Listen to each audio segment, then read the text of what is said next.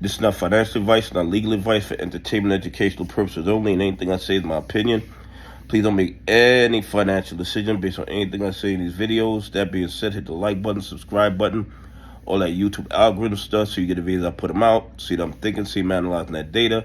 But like I tell every day, the data they release us is false. Man, it gives a false narrative to the market so we can make bad trading decisions. Listen, these banks do not play fair. They violate the law all the time. And the more research or DD that I do, or that they say we don't do, it's just more evidence of these guys doing whatever they can to take advantage of retail investors. Bank of America and JP Morgan Chase had debts, consumer debts, that were written off in bankruptcy. So if the debts are written off in bankruptcy, the JP Morgan Chase, Bank of America, they write them off as losses. Okay, they write it off as losses. It does not exist anymore legally. These debts don't legally exist. So what do you think JP Morgan Chase and Bank of America did with these debts that were written off in bankruptcy? They actually kept the debts on the credit reports of the retail investors, of the consumers, and after having these debts already written off, do you know what they did? They sold the debt to debt collectors. Debts that was legally written off in bankruptcy, that the bank took off their books.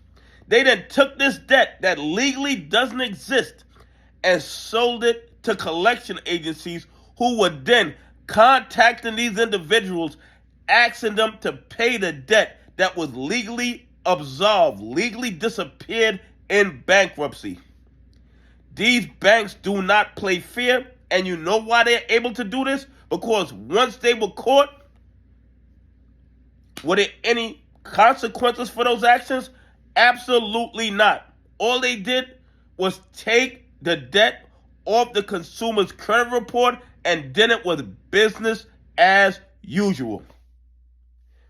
Could you imagine if you or I engaged in that type of behavior? Not only would there be civil suits, there would be criminal suits, because as far as I'm concerned, that is fraudulent behavior. You know that the debt legally does not exist, yet you kept it on the consumer's credit report, and then you sold debt that no longer legally exists to collection agencies. And when you got caught, all you did was say, "My bad," and then took it off the consumer's credit reports. These banks can do what they want, and our regulatory agencies don't punish them enough to deter them from robbing retail investors. That's really the bottom line.